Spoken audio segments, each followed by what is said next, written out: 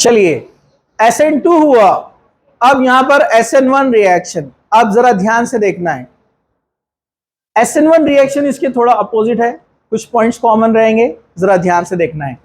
SN2 हो गया, अब कौन है SN1। अब इसका नाम आप पहचान लेंगे SN1 का, कैसे?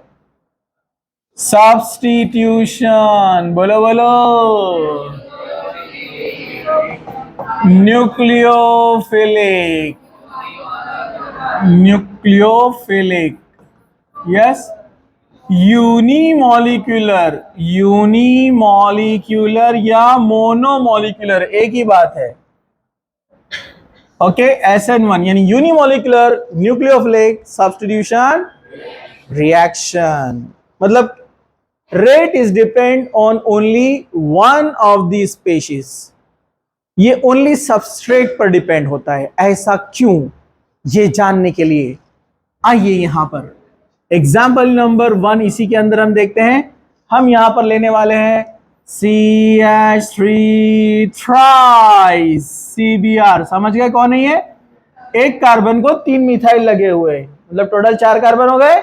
इसका नेचर क्या है? टर्चरी, क्योंकि 3 कार्बन लगे ना इसको, इसलिए क्या बोलेंगे आप इसको? Tertiary butyl bromide, tertiary butyl bromide. Same आपने न्यूक्लियोफाइल लिया, और भी आ सकते हैं, मैं बताऊंगा आपको। ये न्यूक्लियोफाइल है, ओके। Br जाएगा, OH आएगा, क्या बनाएगा? अरे क्या बनाएगा? कुछ भी बोलते हैं आप लोग। Tertiary butyl alcohol. कभी कभार आप कुछ भी बोलते हैं, मुझे लगता है कि अल्कोहल का इफेक्ट तो नहीं है। हाँ चलो सब लोग देखो इधर, जागते रहो। हाँ जनाब, यहां पर थोड़ा कंसंट्रेशन की जरूरत है, थोड़ा ध्यान से देखना है।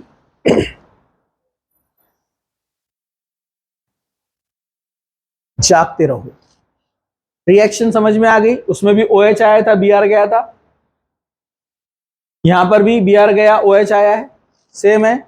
वो मिथाइल ब्रोमाइड से मिथाइल अल्कोहल बना था, ये टर्चरी ब्यूटाइल ब्रोमाइड से टर्चरी ब्यूटाइल अल्कोहल बना है।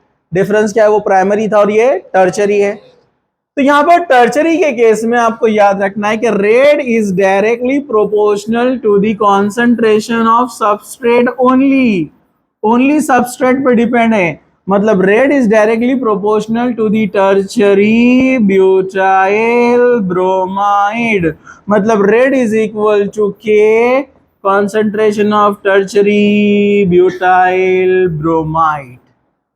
ऐसा क्यों? आखिर ऐसा क्यों हुआ इसके साथ? तो जानिए, इधर देखिए।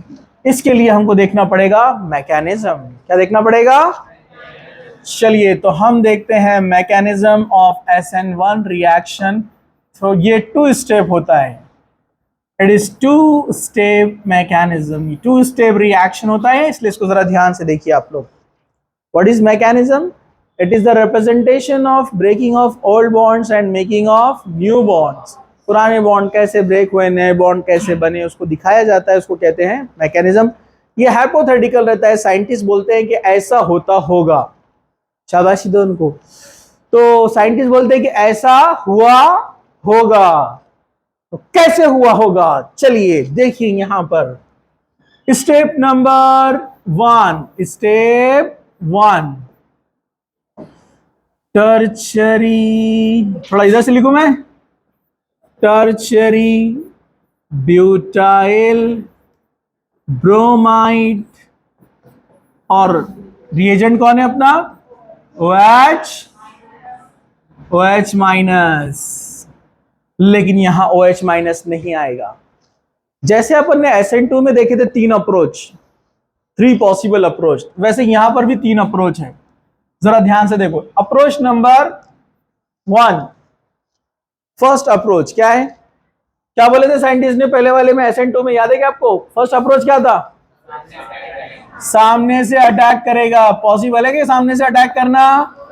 नो, क्योंकि ये भी निगेटिव, ये भी निगेटिव, रिपल्शन होगा ना, not possible. First approach not possible. Second approach क्या था? बोलो, याद है आपको? अरे बोलो ना कि पहले Br चला जाएगा, Br चला जाएगा, जिससे क्या बनेगा, कैटायन। अब आप मुझे बताइए क्या ये पॉसिबल है? ये पॉसिबल है क्योंकि ये स्टेबल कैटायन है, टर्चरी में स्टेबिलिटी है, इसलिए दिस इज पॉसिबल। और जो थर्ड अप्रोच था नॉट पॉसिबल, भाई, क्योंकि पीछे बल्कि ग्रुप बैठे हुए 3 मिथाइल ग्रुप, बड़े बड़े ग्रुप, इसलिए OH माइनस बैक साइड से अटैक टर्चरी में नहीं कर सकता है। तो ये पॉसिबिलिटी है इसमें थर्ड, उसमें थर्ड वाली पॉसिबिलिटी थी, यहां पर थर्ड वाली पॉसिबिलिटी नहीं है। उसमें पीछे नन्हे मुन्ने हाइड्रोजन थे, पीछे आसानी से आ सकता था ना OH, यहाँ बड़े बड़े मिथाइल ग्रुप बैठे, आने देंगे क्या उसको? नहीं आने देंगे। इधर देखो, क्या सब लोग जाग रहे हैं? क्या सब लोग जाग रहे हैं? तो पॉसिबिलिटी नंबर 2 है, OH फ्रंट से नहीं आ सकता है, तो अब इंतजार करना पड़ेगा OH को Br के जाने का, और Br जा सकता है। आपको पता है SN2 रिएक्शन जो अभी देखा अपन ने पहले, वो नॉन पोलर मीडियम में होती है। कौन से मीडियम में? ये पोलर भी रहा अगर SN2 में, तो वो होते हैं पोलर ओप्रोटिक। क्या होती है वो? अब आप बोलेंगे ये क्या है, चलो ये भी बता देता मैं आपको। देखिए, पोलर और नॉन पोलर तो पता है ना, पोलर जिसमें चार्जेस तैयार होते हैं, नॉन पोलर जिसमें चार्जेस नहीं होते। लेकिन पोलर में भी 2 है।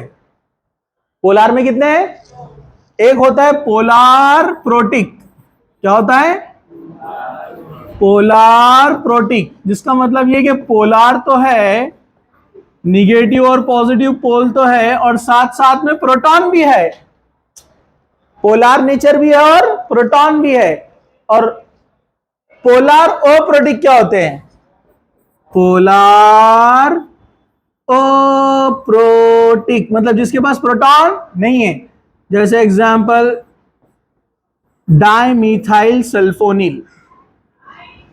डाइमीथाइल सल्फोनिल, आप देखो इसको, पॉजिटिव कार्बन निगेटिव सल्फर, तो पोलर है ना, पॉजिटिव कार्बन निगेटिव सल्फर। लेकिन सल्फर के पास हाइड्रोजन है क्या? प्रोटॉन है क्या? एक्टिव एटम के पास प्रोटॉन चाहिए, यहां नहीं है ना।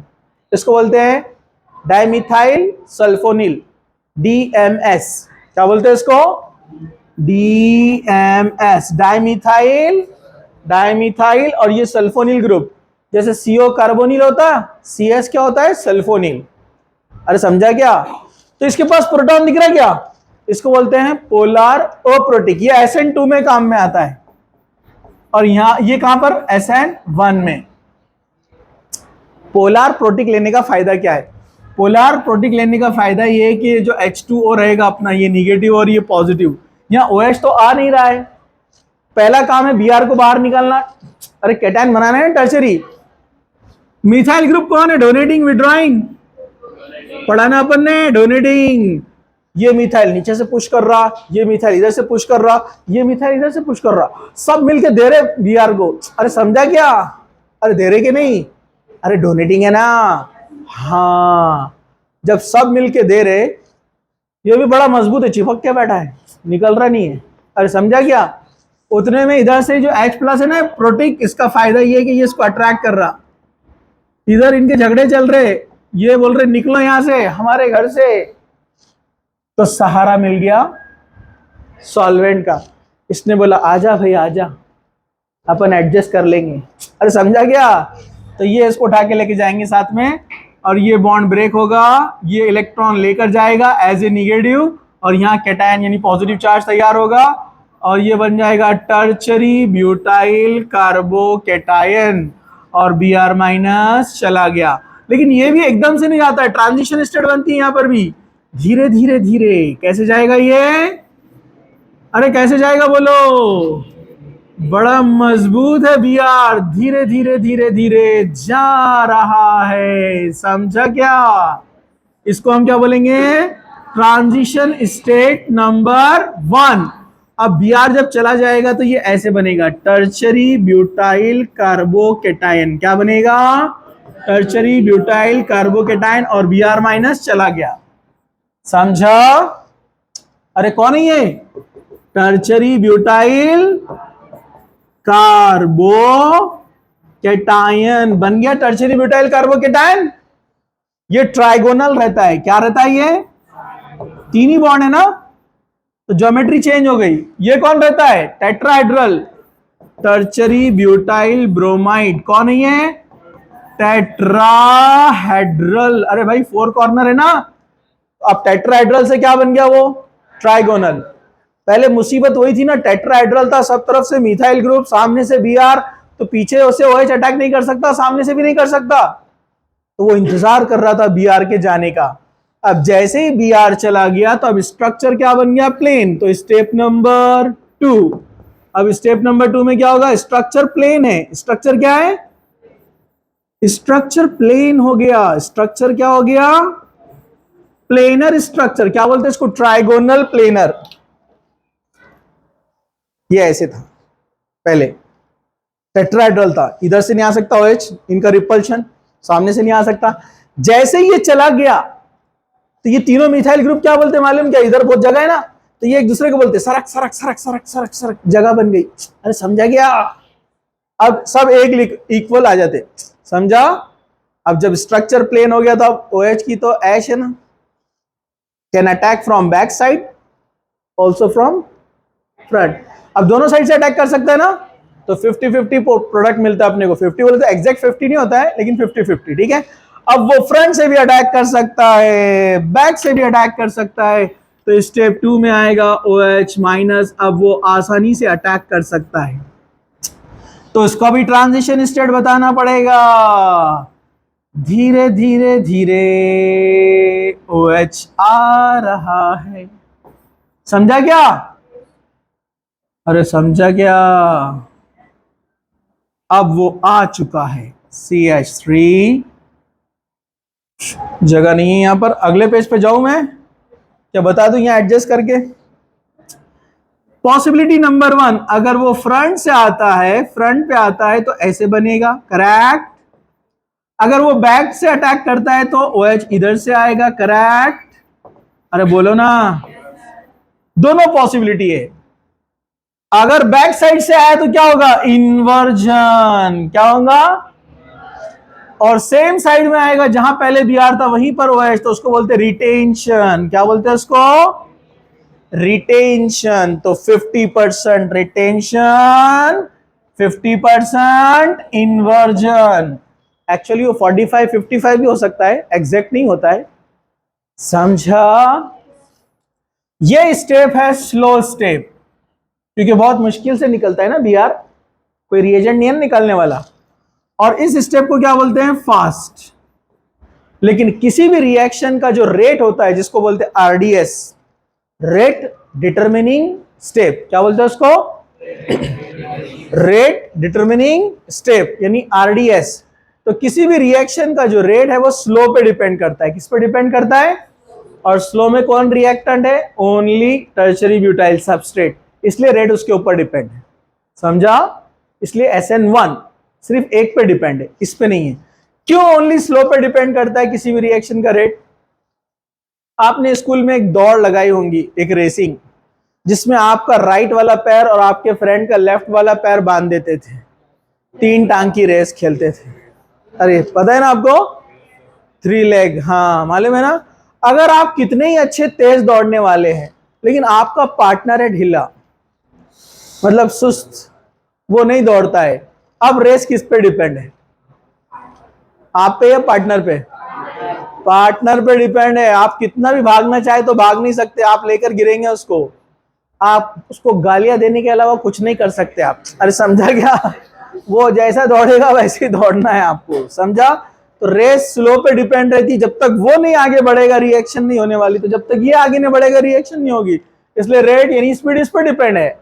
तो रेट हमेशा स्लो पे डिपेंड करती है, और स्लो में सिर्फ सबस्ट्रेट है, इसलिए बोलते हैं हम rate is directly proportional to only tertiary butyl bromide, मतलब सबस्ट्रेट।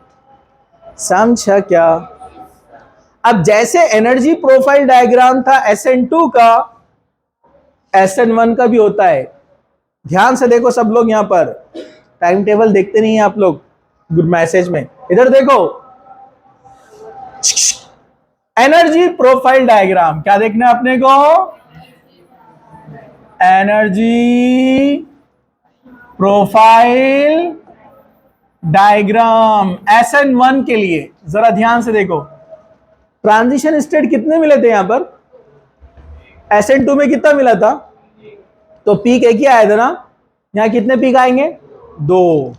हाँ, पोटेंशियल एनर्जी वर्सेस, हाँ अच्छा हुआ अभी सही बताया आप लोगों ने, रिएक्शन कोऑर्डिनेट। ठीक है, नहीं तो मैं अभी आप लोगों को काली मिर्च का धुआं देने वाला था। ठीक है, ये यहां पर देखो। ठीक है, हाँ, ये है अपना रिएक्टेंट। कौन है अपना रिएक्टेंट? Tertiary butyl bromide. अभी अपना रिएजेंट नहीं आया है फर्स्ट स्टेप में, आया क्या? अभी सॉल्वेंट ही काम कर रहा है और अंदर के डोनेटिंग ग्रुप आस्तीन के साथ घर वाले अभी दगा दे रहे हैं उसको, समझा गया? अभी निकालने पे लगे हुए उसको, बेचारे को घर से। अब निकाल दिए उन्होंने, एनर्जी बढ़ गया, तो यहां पर पहुंच गया ट्रांजिशन स्टेट में। धीरे धीरे धीरे बीआर जा रहा है, ट्रांजिशन स्टेट नंबर 1। अब जैसे ही बीआर चला जाएगा तो क्या बन गया? टर्शरी ब्यूटाइल कार्बोकेटाइन, और बीआर माइनस चला गया। समझो, समझा? तो यहां पर एक स्लाइटली स्टेबल स्टेट आएगी, बहुत ज्यादा इसके जैसे स्टेबल नहीं, थोड़ी सी स्टेबल। देखो अभी भी एनर्जी उसकी ज्यादा है, एनर्जी ज्यादा है मतलब ज्यादा स्टेबल नहीं हो, समझा आपको? क्योंकि टर्शरी कार्बोकेटाइन है ना, थोड़ा सा स्टेबल रहता ना, हाइपर कॉन्जुगेशन की वजह से। याद है क्या हाइपर कॉन्जुगेशन? 9 हाइड्रोजन है ना उसके आजू बाजू अल्फा पे, हाँ, जिससे थोड़ा सा स्टेबल हो गया। स्टेप नंबर 2, अब इस पर अटैक करने कौन आ रहा है? OH minus. जब वो अटैक करेगा तो अगर फिर नया बॉन्ड बन रहा है ना, तो पोटेंशियल एनर्जी में चेंजेस आते हैं ना, तो एनर्जी फिर बढ़ गया, नया ट्रांजिशन स्टेट। धीरे धीरे धीरे OH आ रहा है, ट्रांजिशन स्टेट नंबर 2। और जैसे ही OH कंप्लीटली बाइंड हो गया, नीचे बन गया टर्शरी ब्यूटाइल अल्कोहल। दोनों बनेगा, इन्वर्जन एंड रिटेंशन। चलो तो आप देखो यहां पर अगेन, यहां पर रिएक्शन एक्सोथर्मिक है एंडोथर्मिक है? अभी भी एक्सोथर्मिक है ना, क्योंकि प्रोडक्ट नीचे ही है ना। यस, माइनस में मिलेगा डेल्टा H, तो minus delta H, minus delta H का मतलब रिएक्शन इज एक्सोथर्मिक रिएक्शन हुआ है।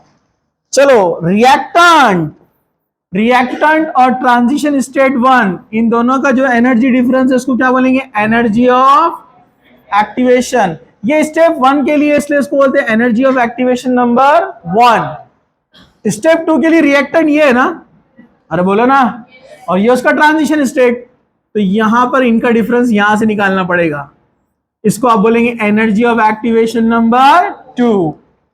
समझ क्या? तो एनर्जी डिफरेंस जितना ज्यादा रहता है, एनर्जी ऑफ एक्टिवेशन उतना ज्यादा। जहां एनर्जी डिफरेंस कम होता है, एनर्जी ऑफ एक्टिवेशन भी क्या होता है? कम होता है। समझा? So this is about SN1 reaction. दोनों बहुत ही इंपॉर्टेंट है। ठीक है, तो याद है मैंने एक एग्जाम्पल लिया SN2 के अंदर, क्या लिया एग्जाम्पल? डेक्स्ट्रो रहा तो लीवो बनेगा और लीवो रहा तो डेक्स्ट्रो, लेकिन कब? कंडीशनल। क्या कंडीशन? असिमेट्रिक कार्बन चाहिए। अभी SN2 में बताया ना मैंने, अरे बताया कि नहीं? एसिमेट्रिक कार्बन रहा और SN2 रहा, तो ये डेक्स्ट्रो से क्या बनेगा? लीवो।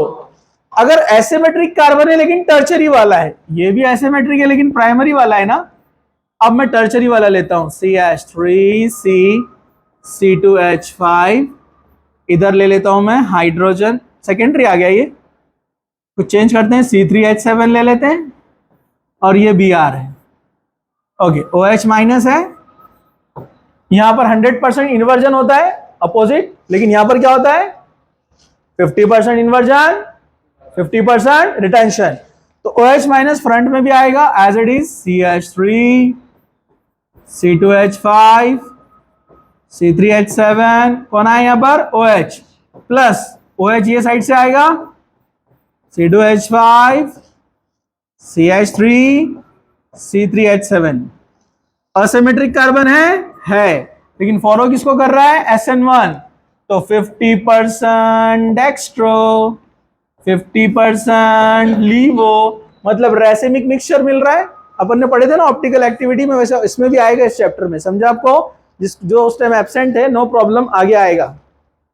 तो यहां पर होता है रेसिमाइजेशन। क्या होता है यहां पर? मतलब मिक्सचर ऑफ डेक्स्ट्रो एंड लीवो। और जिसका ये नहीं था उस टाइम जब आप लोग, तो आगे आने वाला है ऑप्टिकल एक्टिविटी पॉइंट में, नो प्रॉब्लम। ओके, कल हम इन दोनों के डिफरेंस देखने वाले हैं। क्या देखने वाले हैं? डिफरेंस देखने वाले हैं। इधर देखो, हर बार मैं आपको कुछ ना कुछ बता रहा हूं ताकि आप लोग थोड़ा जोश में आए। कोई इंसान अपने आप को कम ना समझे, क्योंकि मैं देख रहा हूं कुछ लोग क्या कर रहे हैं पढ़ाते समय, उनकी आंखों से ही पता चल रहा है कि अब ये मेरे ऊपर का दिख रहा, अब मैं यहां से अपनी हिम्मत तोड़ रहा हूं। आंखें बताती है आपकी बहुत कुछ, वरना टीचर क्या काम किया, पहचाने ना तो। Nothing is impossible. मेहनत जितनी करेंगे अल्लाह ताला उतनी मदद करेगा। एक छोटी सी स्टोरी बताता मैं आपको। एक घोड़ा रहता है, वो घोड़ा जो है थोड़ा कमजोर हो जाता है। जब कमजोर हो जाता है तो मालिक बोलता है कि अब ये कुछ काम का नहीं लग रहा मुझे, अब इसको क्या कर देना है, निकाल देना है। लेकिन वो इतना वफादार रहता है, कहीं भी छोड़कर आए तो वापस आ जाता है। मालिक तंग आ जाता है। मालिक बोलता है कि अब ये नाकारा हो चुका है, इसको अपन खत्म कर देंगे। एक सूखा कुआं रहता है उसके घर के करीब, वो मालिक उसको धक्का दे देता है घोड़े को उस कुएं के अंदर, वो उसमें गिर जाता है। झांक कर देखता है तो घोड़ा अभी जिंदा होता है। वो ऊपर बेचारा अजीब नजरों से मालिक को देखते रहता है कि वो उसको निकाल लेगा, लेकिन मालिक को रहम नहीं आता है। वो क्या करता है, उसके ऊपर पत्थर डालता है, मिट्टी डालता है, बहुत कहीं कोई पत्थर मिट्टी डालता रहता है कंटिन्यू, स्टॉप नहीं होता है वो। और पत्थर डाल डालकर वो इतना बिजी होता है, बस जाता लाता डालता, जाता लाता डालता, देखता भी नहीं हो नीचे। लेकिन थोड़ी देर के बाद जब वो देखता है तो घोड़ा ऊपर रहता है।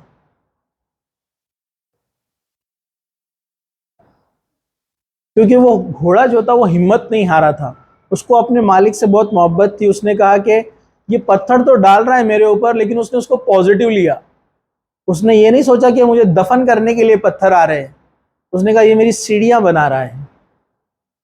पत्थर आते गए तो उसको नीचे ढकेलता था वो, तो खुद ब खुद ऊपर आ गया ना वो। तो लाइफ में ऐसे ही है, लोग आपके ऊपर पत्थर उछालेंगे, बुरा बोलेंगे, कमजोर बोलेंगे, वीक बोलेंगे, नहीं कर सकते, निगेटिव चीजें आपको बताएंगे। उन निगेटिव चीजों को आप पॉजिटिव लीजिए। ये बोल रहे हैं कि मेहनत नहीं कर सकता तो मैं मेहनत करूंगा। वो पत्थर फेंक रहा था उसको दफन करने के लिए, उसने उसको अपनी सीढ़ी बनाया। तो कोई एक चीज होती है जो निगेटिव फॉर्म में कोई आपकी तरफ भेजता है, आप उसको पॉजिटिव करके लीजिए, आपका फायदा होगा। समझा क्या? लोग क्या बोलते हैं, छोड़ दो, अपनी मेहनत करो। इससे आपको सीख मिलती है। लोग निगेटिव बोलते जाएंगे, आपकी वीकनेस आपको रिप्रेजेंट करते जाएंगे, तो आप एक्सेप्ट करो, हाँ ये वीकनेस मेरे में है, ये बता रहे हैं, ठीक है, अब मुझे इसको दूर करना है, अब मुझे यहाँ सुधरना है, यहाँ चेंज करना है, यहाँ अपनी इस्लाह करना है। तो आप ऑटोमेटिकली एक अच्छे इंसान भी बनेंगे और मेहनती इंसान भी बनेंगे। दूसरा एक बहुत अच्छी क्या बोलेंगे, थोड़ी सी मजाहिया स्टोरी एक है, मैंने बताया था शायद पहले आपको। मेंढकों में कंपटीशन चलता है। मेंढक रहते हैं ना, मेंढक, एक बड़ा पोल रहता है, खंबा। तो चैलेंज लगता है कि कौन सा मेंढक ऊपर तक पहुंचेगा।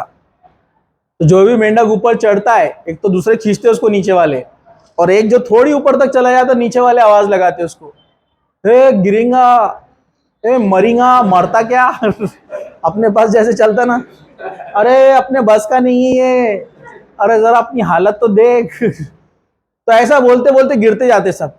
एक मेंढक आता और चढ़ना शुरू करता, सारे वही चिल्लाते, अबे गिरेगा, अबे मरेगा, अरे बारीक मरता क्या ठीक है। ये चढ़ते रहता है, बारीक ही रहता है, चढ़ते रहता है, चढ़ते रहता, सब चिल्लाते रहते और टॉप पे पहुंच जाता हो। जब टॉप पे पहुंच जाता तो उसका सत्कार करने के लिए प्राइज वाइज लेकर आते और बेचारा नीचे उतरता। और जो रिपोर्टर मेंढक आ जाते हैं माइक वाइक लेकर, आपने ये कैसे किया बताइए। तो पूरे रिपोर्टर उसको घेर लेते। अब मेंढकों की कहानी है, ऐसी इमेजिनरी है। तो एक मेंढक आता, रिपोर्टर, आपने कैसे किया बताइए। तो पता है आपको मेंढक क्या बोलता हैं?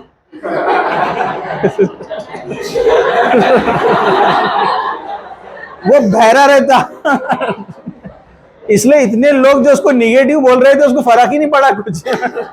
वो चलते गए अपना आगे। तो लाइफ में आगे बढ़ना है तो कौन क्या बोलता है छोड़ देने का, बहरे बन जाने का, निगेटिव चीजों को अंदर आने ही नहीं देने का। समझा क्या आपको? तो बहरे बन जाओ, बस मेहनत करो, लेकिन बहरे बन के बैठना नहीं है, बहरे बन के आगे जाने का अपने को। नहीं तो आप बोलेंगे मैं बहरा बन गया, सुन रहा नहीं किसी का, अपना मोबाइल में लगा हुआ है, बोलो कितना बोलो मेरे को, तो फिर आप डिक्लाइन, नीचे जाएंगे आप। समझा क्या? ठीक है, तो जरा ये चीजें सीखने की होती है, इससे सीखिए, आप सबक लीजिए। ठीक है, चलिए तो यहां पर स्टॉप करते हैं। SN1 SN2 हो गया।